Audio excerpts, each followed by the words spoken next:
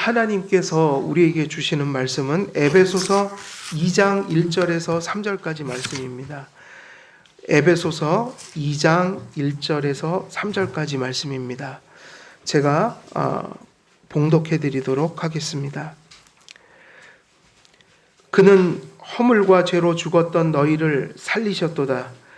그때의 너희는 그 가운데서 행하여 이 세상 풍조를 따르고 공중의 권세 잡은 자를 따랐으니 곧 지금 불순종의 아들들 가운데서 역사하는 영이라. 전에는 우리도 다 그 가운데서 우리 육체의 욕심을 따라 지내며 육체와 마음에 원하는 것을 하여 다른 이들과 같이 본질상 진노의 자녀이었더니. 아멘. 오늘 주어진 본문 말씀, 또 이제 새로운 문단이 주어졌는데 우리 또 함께 하나님 말씀을 또 살피도록 하겠습니다. 오늘 주어진 본문, 이 본문에서 우리에게 사도 바울이 주는 가장 중요한 메시지는 결국 이것을 이 본문에서는 전하기 위한 것이죠. 그게 무슨 메시지인가? 우리가 어디로부터 구원받았는지 기억하라는 것이에요. 그래서 신령한 복이 무엇인지, 우리가 하나님께 받은 그 신령한 복에 대한 인식을 갖도록 하나님께 기도하라. 그래서 지난 시간에 3가지 기도 제목을 다 나누었는데, 결국 그러한 맥락 속에서 지금 본문도 사실 주어진 거죠. 우리가 무엇을 받았는지를 깨달으라. 우리가 어떤 은혜를 받았는지를 깨달으라. 그런데 그런 말씀의 연장선상에서 우리가 하나님의 은혜를 바르게 깨닫기 위해서는 무엇을 깨달아야 될까요? 오늘 이게 본문의 핵심이에요. 어디로부터 구원 얻었는지를 일평생 잊어서는 안 된다는 거예요. 우리는 신앙을 시작하면 인간의 죄성 중에 그 한 부분이 뭐냐면 늘 하나님과 하나님의 은혜와 하나님이 부르신 소명이라는 거, 결국 그리스도인의 삶이라는 건 이 3가지가 만드는 거잖아요. 하나님의 은혜, 하나님의 부르심, 그리고 그 하나님이 우리에게 베푸신 신령한 복이 있을 뿐만 아니라 하나님이 우리를 구원하시고 변화시켜 주셨고 이제 새롭게 하셨으니 당신께서 주신 것으로 새로운 삶을 살라고 우리에게 요구하시죠. 그래서 성도들에게는 소명이 있다. 이것을 알고 기억하고 가는 것이 그리스도인의 생활인데, 죄성이 무엇이냐? 우리 안에 남겨진 죄성은 항상 우리로 뭐를 잊어버리게 만들어요? 하나님과 은혜와 그리고 부르신 그 부르심을 늘 잊어버리면서 산다는 거예요. 그래서 마치 토끼가 경주하다가 난 거북이보다 빨리 달리니까 뭐 한숨 자고 일어나도 되겠지. 그러다 잠이 들어서 다 잃어버리고 잠들어 버리는 거예요. 그래서 절대로 성도들은 항상 지금을 살아야 돼요. 지금. 과거에 얼마나 잘 믿고 또 앞으로 내가 잘 믿어야지. 이거는 사실은 이것을 가지고 우리가 신앙생활을 하면 안 돼요. 왜냐하면 과거는 지났기 때문에 지금이 아니고 미래는 지금 안 되면 절대 안 되는 겁니다. 그래서 우리가 제일 안 좋은 신앙의 모습이 뭐냐면 과거에 옛날에 내가 이런 거 했다, 잘 믿었다. 근데 신앙은 현재예요. 하나님은 지금을 보시기를 원하셔요. 그리고 나중에 하겠다, 이거 제일 싫어하셔요. 미루는 거예요. 내가 나중에 여건 되면 교회 가야지. 나중에 여건 되면 성경 읽어야지. 또 나중에 여건 되면 기도해야지. 나중에 여건 되면 교회를 섬겨야지. 근데 나중에 한다는 건 거의 100% 거짓말입니다. 그래서 우리가 기도하더라도요, 하나님 제게 이런 거 이루어 주시면 할게요, 이런 거 하지 마세요. 거의 다 지키지 못할 약속들을 하게 되는 거예요. 솔직히 저도 그렇게 했던 적이 너무 많아요. 항상요, 무엇이 되고 있어서 하는 게 아니라 언제 하는 거예요? 지금 주신 것으로 지금 할 수 있는 것을 하는 거예요. 그래서 우리가 대단한 것을 하려고 하면 안 되고 언제나 지금 할 수 있는 것을 해야 됩니다. 그것을 최선을 다해서 해야 돼요. 그래서 우리는 죄성 중에 하나의 그 죄의 현상이 뭐냐면 항상 잊어버리는 거예요. 그래서 초신자의 시절을 지나면 성도들에게 반드시 그런 시기들이 와요. 내가 언제 은혜 받았는가? 혹은 내가 어디로부터 이걸 잊어버리죠. 그러니까 얼마나 그 처음에는 나 같은 죄인 살려주신 그 은혜 놀랍고 놀라워. 하나님, 제가 벌레 같은 인간인데 이런 벌레 같은 인간 구원해 주신 게 너무 감사합니다. 그렇다고 언제부턴가는 자기가 어디로부터 이렇게 구원받았는지를 모르고 교만해지기 시작해요. 우리는 사실은 언제나요, 저 밑바닥에서부터 온 거예요. 세상에는 높고 낮음이 있고 흥함과 성패가 있고 이런 게 많지만 하나님이 보시는 본질은 다 오늘 본문에 나온 것처럼 허물과 죄로 죽었던 자들이에요. 이게 되게 중요합니다. 죽을 자들이 아니었고 죽었던 자들이에요. 우리가 유아 세례를 우리 교회도 주은이, 가은이, 그리고 또 나엘이, 그리고 또 우리 이제 입교하는 우리 자녀들이 있어요. 그러면 이 아이들도 그렇게 거룩하게 깨끗해 보이는 아이들도 사실 허물과 죄로 죽었기 때문에 세례를 주는 거예요. 그걸 살리려고요. 믿는 자들의 자녀에게 주시는 은혜를 받기 위해서, 그게 뭐냐? 죄사함의 은혜, 성화의 은혜, 거듭남의 은혜를 우리 자녀들이 아담 안에서 원죄를 가지고 태어나기 때문에 그 아이들을 거룩하게 만들기 위하여 하나님께서 약속을 주셨다.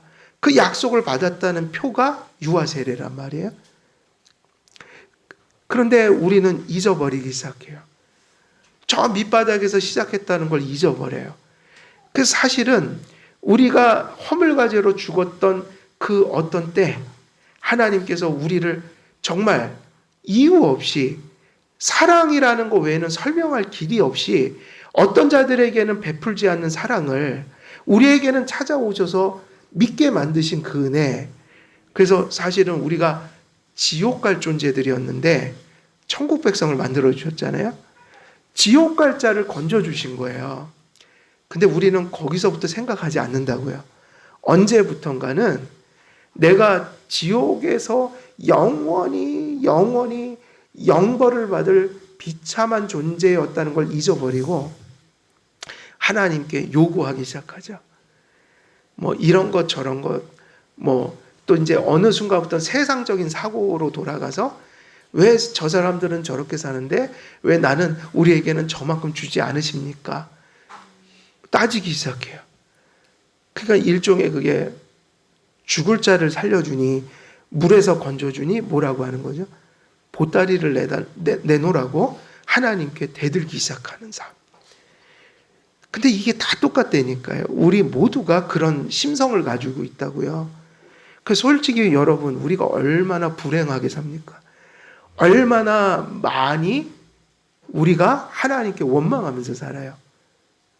우리가 얼마나 많이 받았음에도 불구하고 그 은혜를 알지 못하고 사냔 말이에요.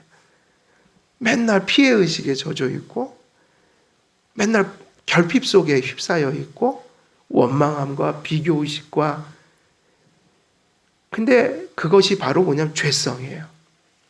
성경은 우리의 본질을 그렇게 얘기한다고요. 네가 어디서부터 좀 구원받았는지를 다시 돌아봐. 너희들은 지옥에 갈 인생들이었어. 하나님 없이 사는 인생들이었어. 심지어는 하나님의 일반 은총을 주셔서 많은 것들을 가지면 그걸 가지고 하나님 배반하고 모독하는 데 사용했던 자들이야. 근데 내가 너를 위해서 십자가에 못 박혀서 너를 위해서 내가 죽어줬어. 네가 나를 모르고 나를 사랑하지 않고 나를 알지 못할 때 나는 너보다 너를 먼저 알았고 너를 먼저 사랑해줬어. 근데 어떤 사랑으로 사랑했냐면 나를 배반하고 나를 멸시하고 나를 모독하는 그런 너를 나는 일방적으로 사랑했다. 피 흘리는 고통으로 너를 사랑했다. 그래서 우리가 뭔가 삶을 살 때 늘 좋은 일도 있고 어려운 일도 있지만 항상 잊어버리지 말 것이요. 잘 될 때는 무슨 사고를 해야 돼요? 우리가 어디로부터 구원받았는가? 그래서 교만하지 말고요. 또 우리가 삶이 잘 안 풀릴 때 있잖아요. 어려워지고 결핍이 생기고 수치를 당하고 모욕을 당하고 삶이 곤두박질 칠 때 그때 우리는 이 생각을 해야 돼요. 아무리 내가 이 땅에서 예수님이 이제 믿고 난 후에 아무리 나락을 기어도 예수님 모르던 때만큼 그렇게 낮아질 수는 없는 거예요. 더 비참할 수는 없는 거예요. 왜냐하면 이미 예수님께서 이미 주신 은혜가 있거든요. 예수님이 나를 위해서 죽어주셨잖아요. 그리고 내 삶을 향해서 모든 것이 합력하여 선을 이루겠다는 약속을 주셨잖아요. 아무리 나락을 쳐도 예수님 없던 시절만큼 비참할 수가 없는 거예요. 대부분은 다시 회복되고 대부분은 환경이 그렇게 바뀌지 않아도 하나님의 은혜를 주셔서 그것을 극복할 힘을 주세요. 세상에 어떤 가수가 노래를 부르는데 그런 가사가 너무 좋더라고요. 찬송가는 아니지만 하나님은 견딜 만한 아픔만을 주신다고 우리가 감당하지 못할 시험은 주시지 않는다. 그러니까 사실 우리에게 견딜 수 없는 아픔은 없는 거예요. 누가 함께 하시니까요. 사실은 삶을 살면 얼마나 고단합니까? 하루하루 생계를 이어가고 또 그 생계를 이어가기 위해서 사업을 하든 직장을 다니든 장사를 하든 하루하루 따라오는 고민들이 있고 자녀를 키우는 것 자체가 하나의 우리들에게는 큰 고민거리고 학생들도 얼마나 괴로울까요? 그죠? 공부하는 게 얼마나 힘든지 몰라요. 근데 항상 기억하라는 거예요. 우리는 믿는 사람들이란 말이에요. 하나님 없이 자기 인생을 자기가 지고 가는 자연인이 아니라 우리는 하나님과 함께 동행하고 있는 사람들이에요. 그래서 우리가 교만할 필요도 없고 그렇다고 해서 낙담해서도 안 된다. 크리스찬에게 가장 큰 해악은 교만한 거예요. 또 크리스찬에게 가장 큰 해악이 뭘까요? 좌절하고 낙심하고 회의에 빠지고 이런 것들이에요. 그게 다 어디서 오냐면 교만한 것도 좌절하는 것도 내가 어디로부터 구원받았는지를 모르기 때문이에요. 사도 바울은 우리가 받은 신령한 복이 무엇인지를 알게 해달라고 기도하라. 근데 그 지식이 하나님이 우리에게 주신 것이 얼마나 가치 있는 것인가, 이것을 깨닫기 위해서 반드시 전제되는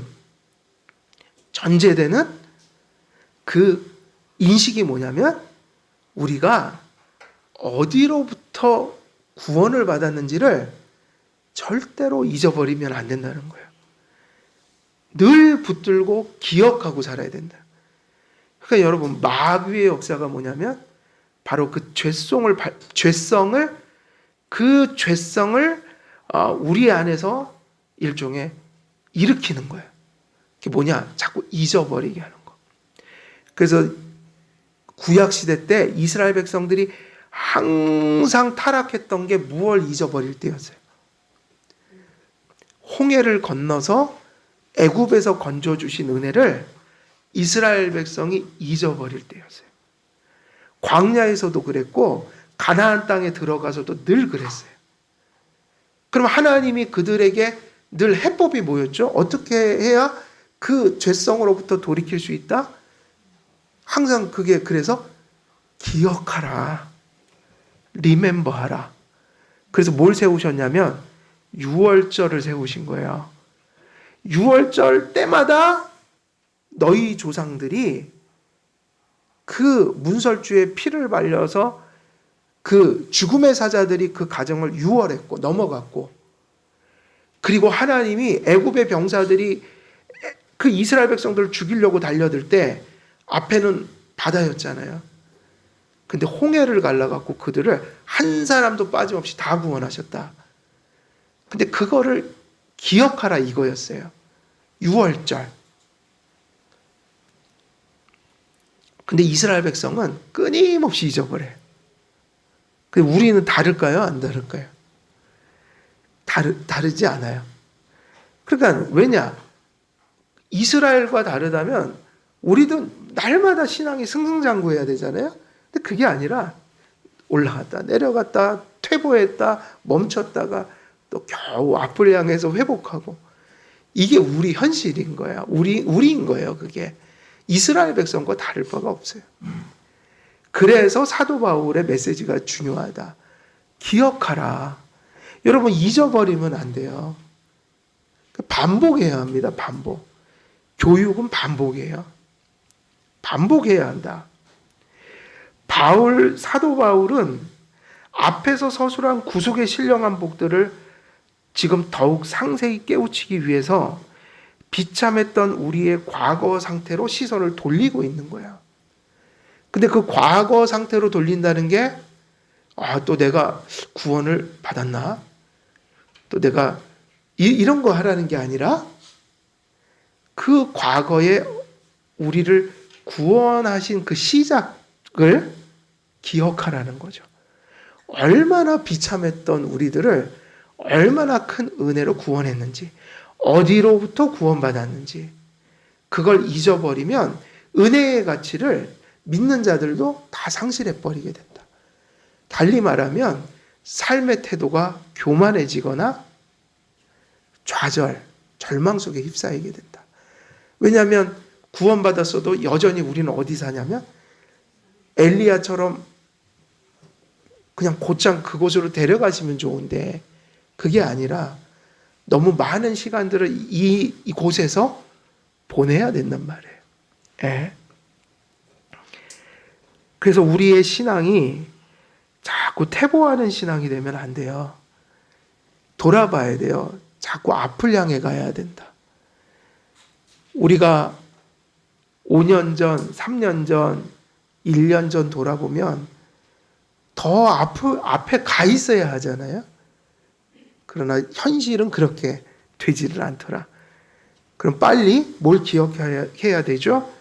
어디로부터 구원받았는지 빨리 다시 한번 겸손히 내가 어디서 이렇게 내 삶이 그리스도인의 삶이 시작됐지? 그러면 은혜가 보이기 시작해요. 그리고 지금이란 시간이 내가 일어설 수 있는 이유가 보이기 시작하는 거예요. 그래서 낙심하고 혹은 교만하고 혹은 뒤로 퇴보했던 것들을 다시 뒤로 하고 다시 좀 털고 일어나서 다시 좀 힘을 내야 한다. 하나님의 구원하시는 능력이 얼마나 큰지 알게 해달라는 바울의 기도에 이 본문은 일부인 거예요. 지금 그런 맥락인 거예요. 바울이 과거 상태를 다루려는 목적은 단지 과거의 일을 회상한다는 의미보다는, 그러니까 이게 중요해요.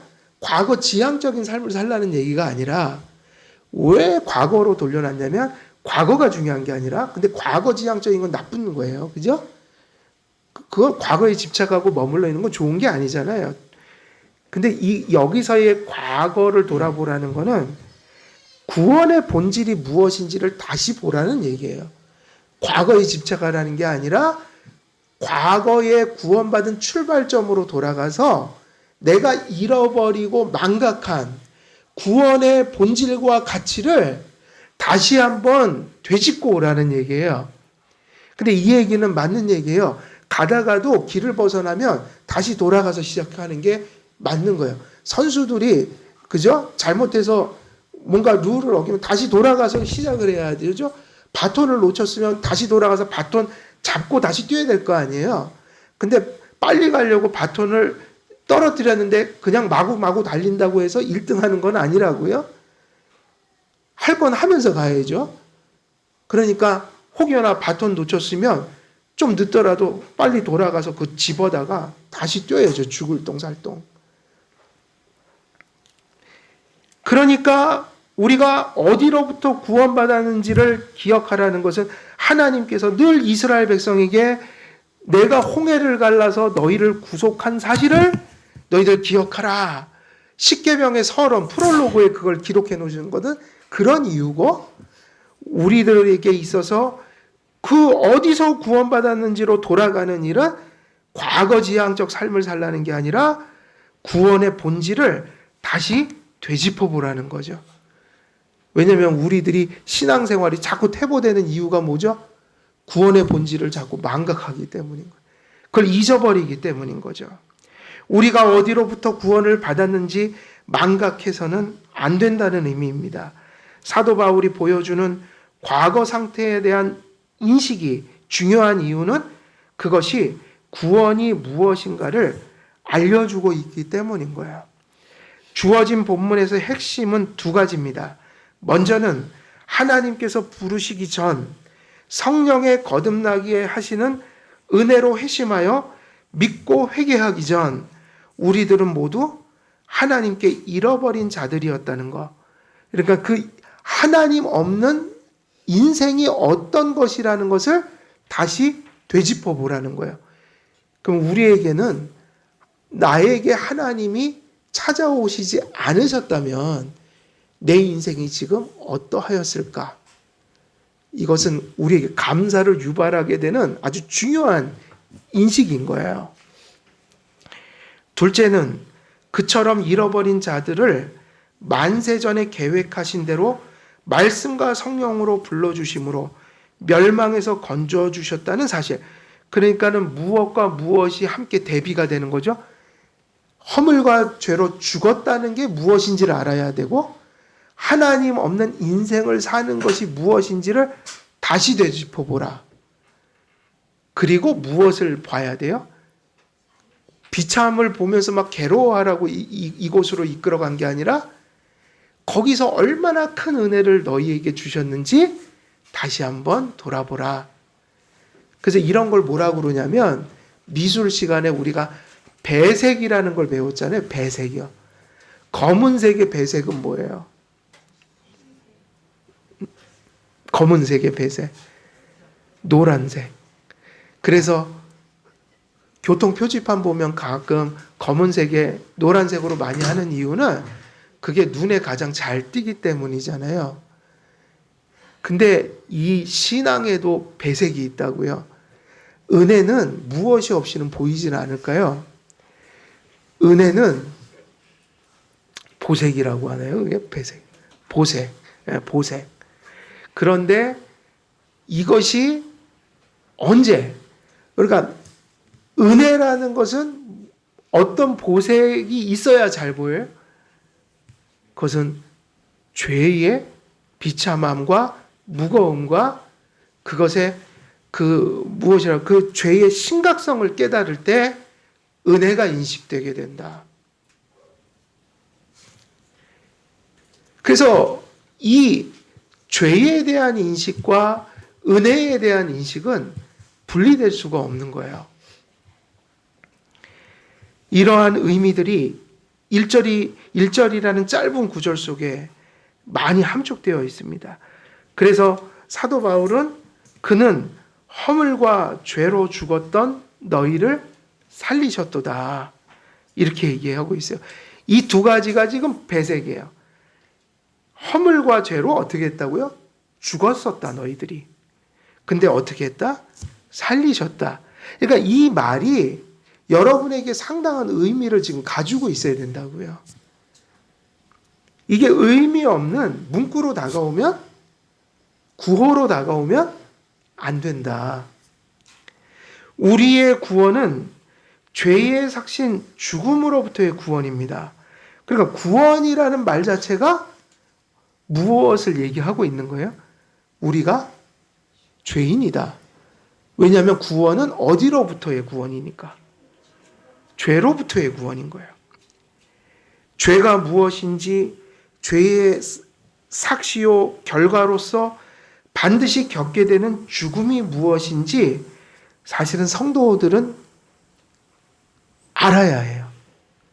근데 그냥 사변적인 지식이 아니라 그것이 우리의 실제라는 확신으로 경험되어야 해요. 예.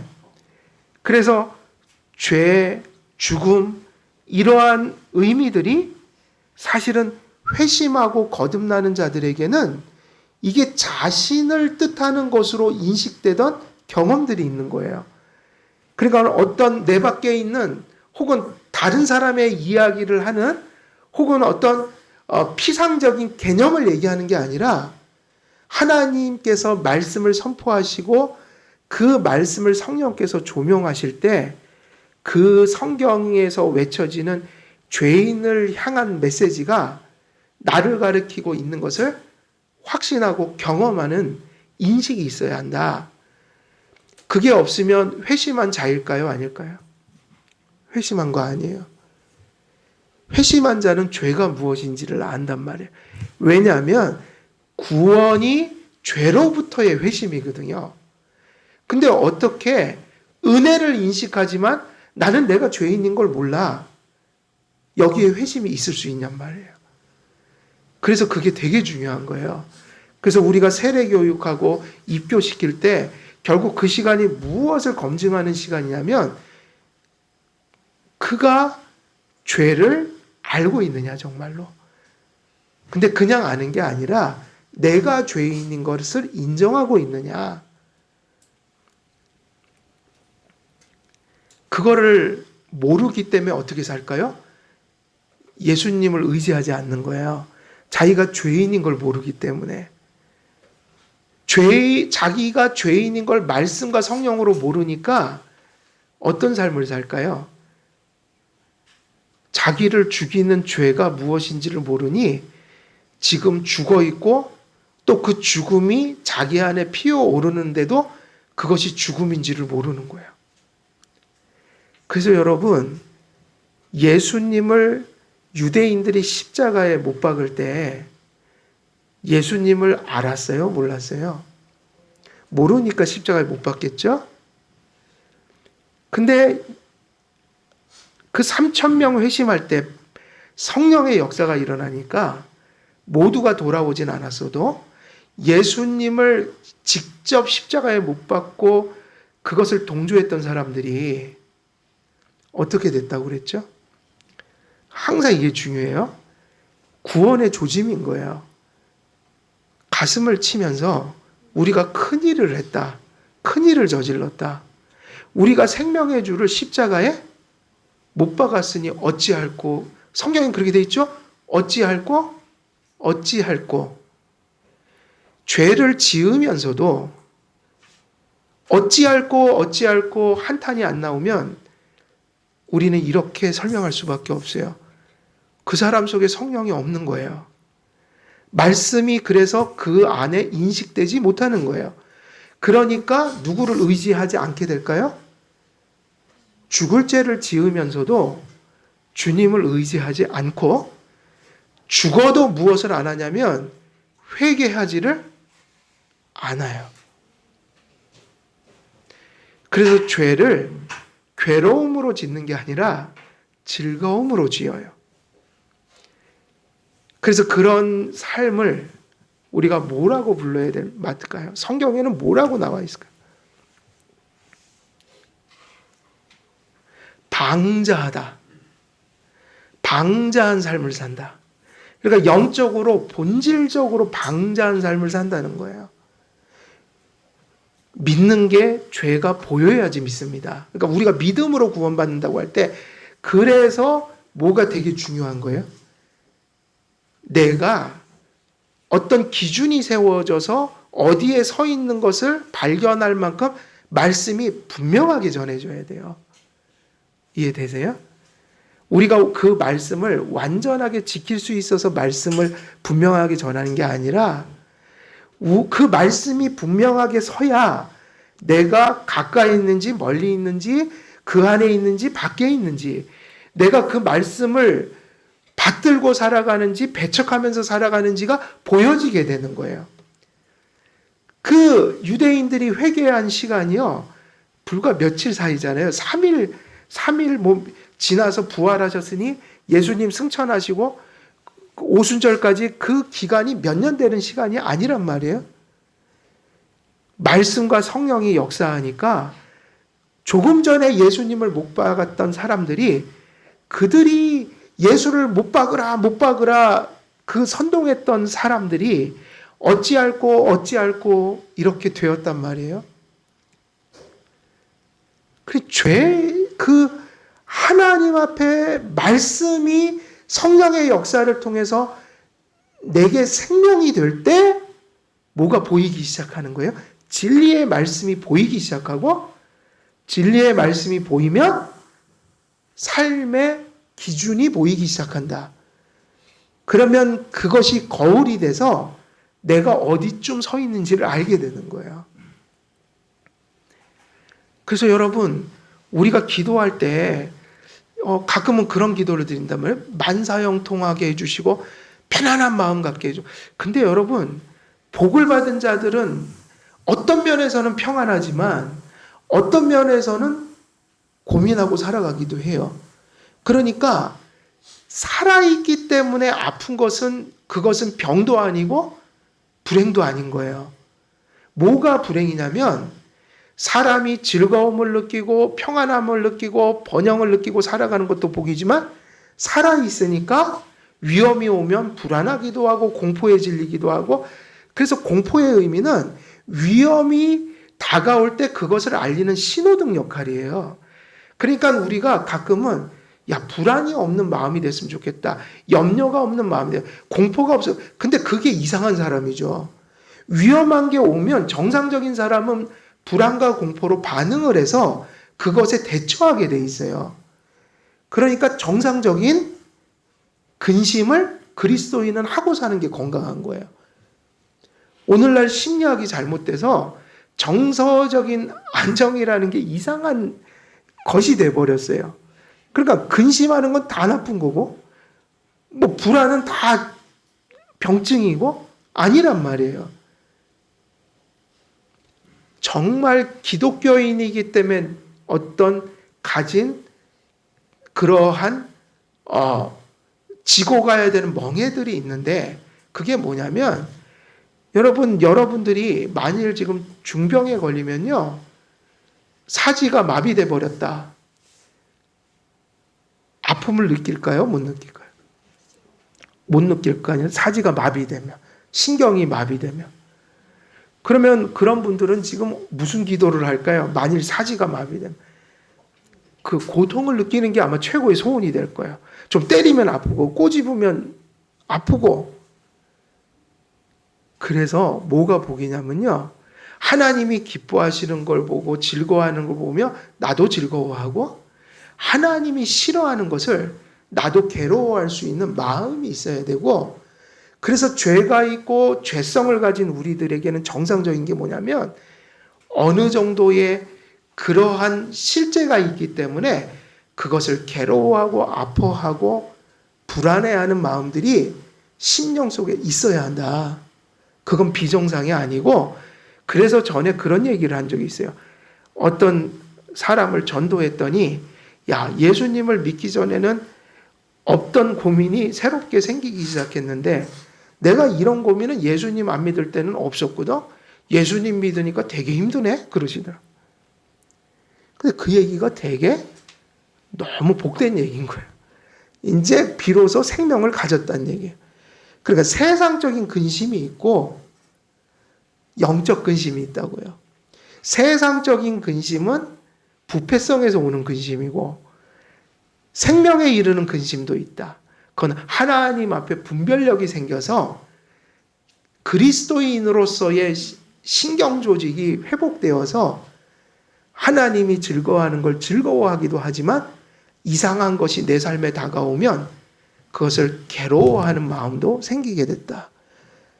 그래서 요셉이 보디발의 아내의 그 유혹을 물리칠 수 있었던 이유가 어디 있어요? 하나님이 두려웠던 거죠. 두려웠던 거죠. 보디발의 유혹을 뿌리칠 때 쉬운 게 아니었어요.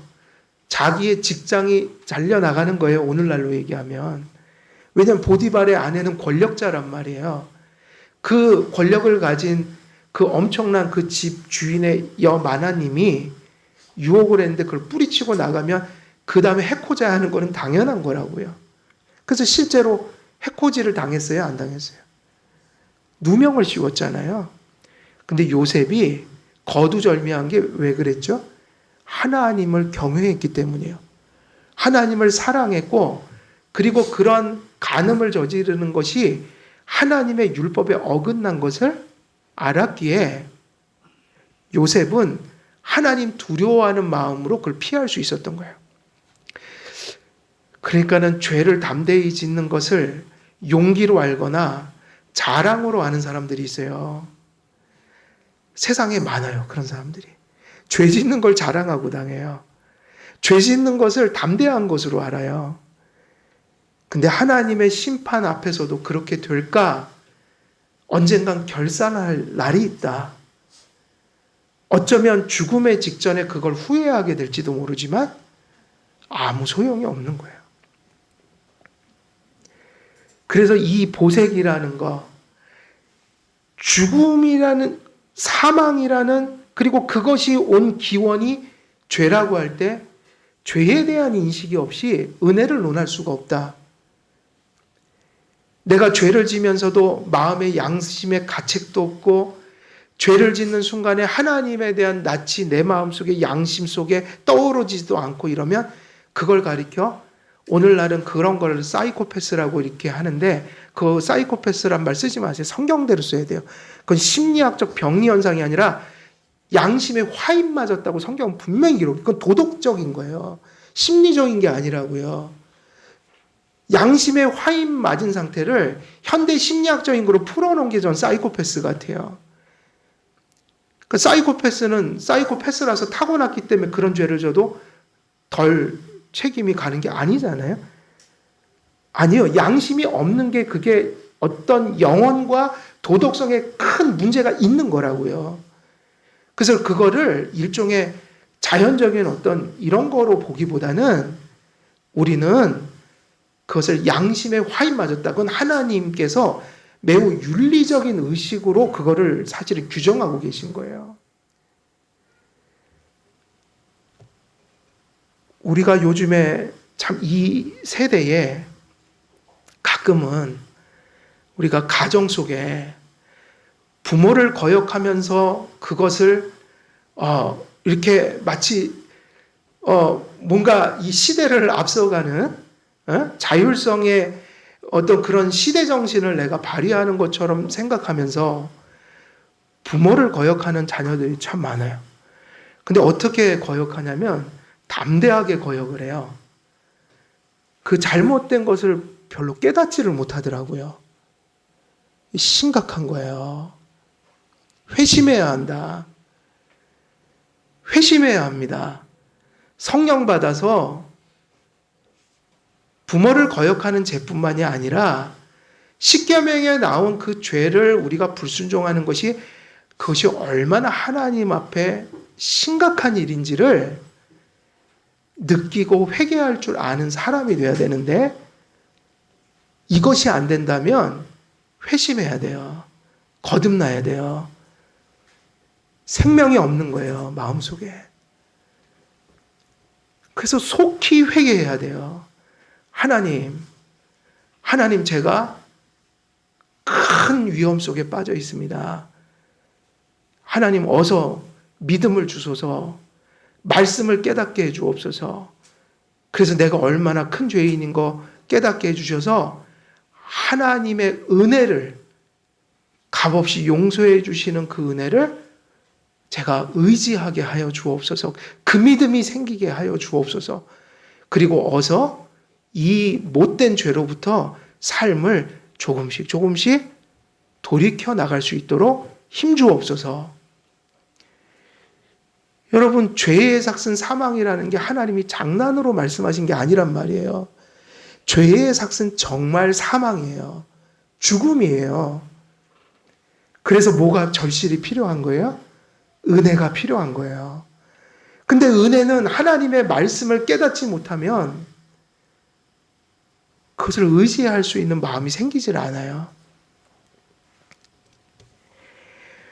우리의 구원은 죄의 삭신 죽음으로부터의 구원, 죄의 삭시요 결과로서 반드시 겪게 되는 죽음이 무엇인지 알지 못하는 사람에게는 구원이 없다.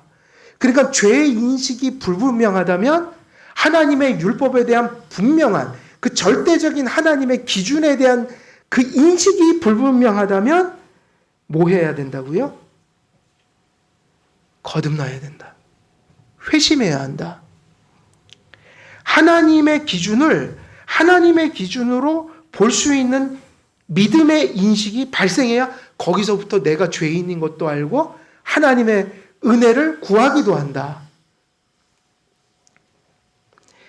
사도 바울은 에베소 성도들로 하여금 하나님께 대한 감사와 찬송을 유발하기 위해 그들의 과거 상태로 시선을 돌립니다. 허물과 죄로 죽었던 너희를 이라 그들의 과거 상태를 회상시키는데 허물과 죄로 죽었던 너희를 이라고 표현하므로 아담 안에서 인간으로 태어난 모든 인류가 이 상태 속에 있음을 알려줄 뿐만 아니라 각 사람들이 성령의 내적인 조명을 통하여 이 말씀이 곧 나를 향한 말씀인 것을 알도록 하였다. 근데 여기서 허물이라는 말의 뜻이 무엇일까요? 허물과 죄로 죽었다고 할 때 이 허물이라는 말의 뜻은 뭐예요? 허물. 그러면 이것은 침범이란 뜻이에요. 죄가 무엇이죠? 죽었다 그럴 때 누가 영적으로 죽어 있는 사람이에요? 언제 우리는 죽습니까? 온 인류가 언제 죽었냐면 침범했기 때문에 죽은 거예요. 무엇을 침범했냐면 하나님이 그어놓은 선을 넘었어요. 선악과를, 그죠? 먹으면 정령 죽으리라 그랬는데 안 죽을 것처럼 생각하는 바람에 그걸 넘어갔다고요. 오늘날도 마찬가지예요. 죄를 죄로 여기지 않고 죄를 져도 별 문제가 없는 것처럼 생각하고 살아가면 반드시 그 죽음의 쓴맛을 경험하게 될 것이다. 언제? 이 지상에서 경험하지 않는다면 반드시 죽어서 그것을 다 갚아야 해요. 그리스도인들도 예수님이 아니었다면 이 저주 아래에 있는 거예요. 왜냐하면 우리도 지금 율법을 어기고 살잖아요. 가끔은. 근데 어떻게 이것을 벗어날 수 있었어요? 예수님의 죄사함이 있으니까. 그러니까 얼마나 이게 감사한 일입니까? 부족하지만 부족한 모습 속에서 죄사함이 있어서 불완전함 속에서 하나님께 순종하며 갈 수 있는 길이 열린 거예요. 허물이 무엇인가? 침범이다. 여러분, 불신자들하고 신자들의 차이가 뭘까요? 불신자들하고 신자들의 차이가 동일하게 우리도 연약하고 죄성을 가졌지만 불신자들은 선을 모르기 때문에 회개하지 않는다는 거예요. 그러니까 문제는 그거예요. 죄를 우리가 모두가 죄로부터 완전한 벗어날 수 있는 길은 없지만 성도들의 희망은 뭐냐면 회개가 있기 때문이에요. 죄사함이 있고 회개가 있다. 그럼 왜 회개를 하는가? 그게 바로 은혜의 현상이라는 거예요. 은혜가 있으니 죄를 알고 은혜를 받으니 죄로부터 예수님을 의지하게 되고 그 은혜를 아니 돌이키는 삶을 살아간다. 허물이 무엇인가? 침범이라는 뜻이에요. 언제 죽는가? 하나님의 선을 넘을 때입니다. 허물은 하나님의 법을 침범하는 것을 의미합니다. 그래서 불신자들은 하나님 앞에 생명이 없으므로 그 허물 속에 지금 살아가고 있어요. 그래서 그들에게 구원이 없어요. 그러나 성도님들은 이 허물이라는 것의 지배력으로부터 벗어났고 죄사함을 받았고 성화의 은총을 받았으니 이 허물이라는 이야기를 들을 때마다 우리는 어떤 생각을 해야 할까요? 우리들에게도 여죄가 있어서 이런 하나님의 말씀을 침범하는 이러한 순간들이 있으니 성화적 의미에서 회개를 이루어야겠구나. 우리가 구원을 받기 위해서 회개하는 게 아니라 우리는 이미 구원을 받았으니, 그러나 이 허물 속에 있었던 삶은 벗어났지만, 그것의 지배력에서 해서 벗어났지만 여전히 성화적 차원에서 그것과 싸우고 있는 상태이니, 우리가 하나님 앞에 성화적 의미에서 이 허물로부터 날마다 대처하는 기도를 드려야 한다. 그래서 이 허물은 하나님의 법을 침범하는 것을 의미합니다. 하나님의 법은 하나님께서 어떤 분이신지, 그분의 속성을 가르쳐 그분께 어떻게 예배하고 그 앞에서 생활하는 것이 합당한지를 가르쳐 주기 위해서 주어진 것이죠. 결국 하나님의 법은 다 어디에 요약되어 있어요? 율법이라는 것에 요약되어 있고, 그 율법에서 어긋난 자들이 살 길이 복음에 들어있고, 이미 복음을 믿은 자들은 이제 율법이 완전하게 지금 지킬 수는 없어도 일평생 다가갈 목표로서 이제 주어지게 된 거예요. 그래서 복음과 율법이라는 게 같이 인식되어야 한다. 그럼 결국은 하나님의 법은 기독교인들에게 결국 무엇을 얘기하고 있는가? 똑바로 예배하고 똑바로 생활하라는 것으로 요약될 수가 있는 거예요.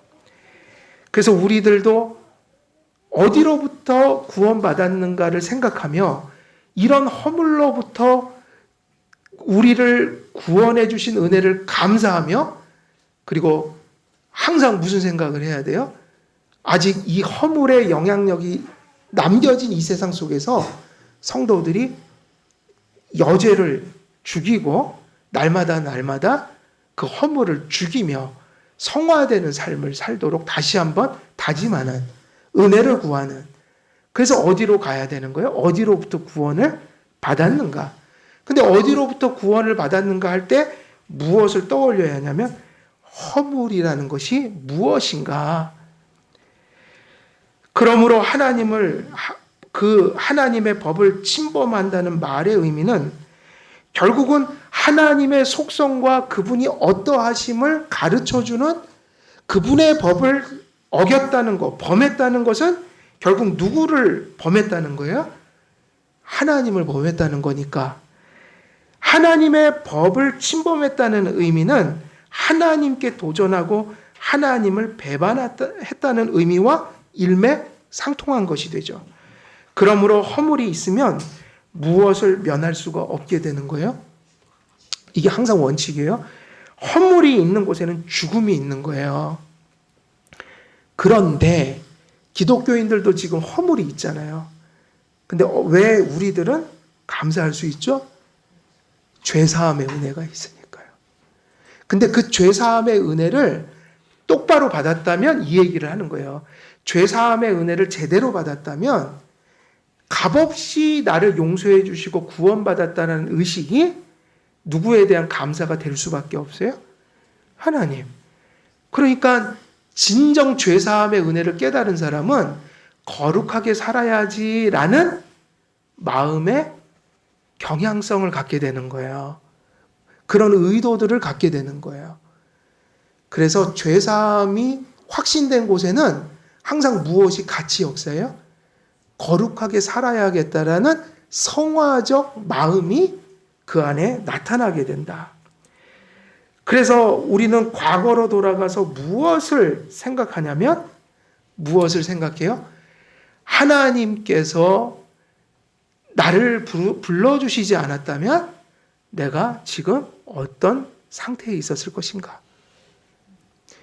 그러므로 하나님께서 베푸신 은혜를 다시 한번 되돌아보고 그 은혜를 생각하며 감사할 때에 이제 미래지향적인 곳으로 나가게 되는 거예요. 그러면 어떻게 살 것인가? 나를 용서해 주시되 그 피 흘려 용서해 주신 것을 안다면 죄로부터 구원하시기 위해서 나를 찾아온 예수님께 내가 어떻게 막 사는 삶을 살아갈 수 있겠냔 말이에요. 할 수만 있으면 주님 앞에 거룩한 삶으로 보답해야겠다는 마음이 죄사함을 바르게 깨달은 자들의 심리 상태가 돼야 한다는 것이에요. 그래서 과거에 하나님께서 우리를 어디로부터 구원하셨는가를 돌아보며 내가 받은 은혜에 지극히 큰 그 은혜를 인식하고 동시에 그것을 깨닫는 동시에 그 은혜에 대한 감격과 감사로 성화에 진보하는, 성화를 다짐하는 그러한 모습으로 은혜가 우리의 인격 속에서 응답되어야 된다. 이것 때문에 우리를 다시 한번 어디로부터 구원받았는지로 사도 바울이 이끌어가고 있는 것입니다. 오늘은 허물에 대한 말씀을 전했고요. 또 다음 시간에 계속 이어서 본문들을 강해해 가도록 하겠습니다. 오늘 본문 말씀대로 어디로부터 구원받았는지 말씀과 성령의 은혜로 잘 깨닫고 인식하여 우리에게 베풀어 주신 하나님의 은혜를 다시 감사하며 다시 한번 허물과 죄로부터 우리를 건져 주시기 위해서 구속하신 그 하나님의 목적대로 다시 한번 성화를 다짐하며 성화의 진보를 향해서 매진하는 그런 큰 은혜 받으시기를 우리 주 예수 그리스도의 이름으로 축원드립니다. 살아계신 하나님 아버지, 오늘도 말씀을 전하였습니다. 허물과 죄로부터 우리의 생명이 왔고 또 그 큰 비참 속에서 우리를 구원하기 위하여 복음과 믿음을 우리에게 베풀어 주신 것을 다시 한번 본문 속에서 전하였습니다. 이 과거에 받았던 이 은혜가 과거로 끝나는 것이 아니라 바로 지금 우리를 살게 하는 은혜가 될 수 있도록 망각의 영을 다 아버지 하나님 씻어주시고 기억하는 마음으로 하나님을 붙들며 다시 한번 감사할 수 있도록 다시 한번 성화를 다짐할 수 있도록 하나님 큰 은혜로 함께하여 주옵소서. 감사드렸고 우리 주 예수 그리스도의 이름으로 기도드리옵나이다. 아멘.